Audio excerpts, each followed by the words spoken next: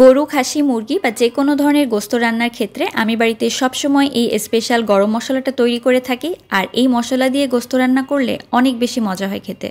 প্রথমে এখানে 4 থেকে 5টা দারুচিনি একটু ভেঙে নিয়েছি, 2 টেবিল চামচ পরিমাণে সাদা এবং কালো গোলমরিচ একসাথে মিশিয়ে নিয়েছি।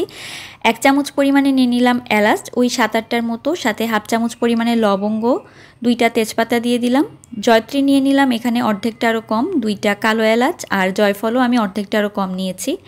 1 টেবিল চামচ পরিমাণে এখানে মেথি নিয়ে নিচ্ছি। এখন এই মশলাগুলোকে খুব সুন্দরভাবে শুকনো খোলায় ভেজে নিতে হবে, তবে একেবারে লাল করে ভাজার দরকার নেই। জাস্ট মশলাগুলো একটু মচমচে হলেই হবে। তো ভালো করে ভাজা হয়ে গেলে এই মশলাগুলোকে কিন্তু ব্লেন্ডারে একদম মিহি করে ব্লেন্ড করে নিতে হবে। তো দেখতে পাচ্ছেন একদম মচমচে করে কিন্তু আমি ভেজে নিয়েছি। আপনারা কিন্তু চাইলে এটা পাটায়ও বেটে নিতে পারেন। তো তারপরে এই মশলাগুলোকে গুঁড়া করে নিয়ে একটা কৌটায় ভরে 2 মাসের মতো সংরক্ষণ করে কিন্তু খেতে পারবেন। আর এই মশলা দিয়ে গোস্ত রান্না করলে অনেক বেশি স্বাদ হয়। একবার কিন্তু আপনারা ট্রাই করে দেখতে পারেন।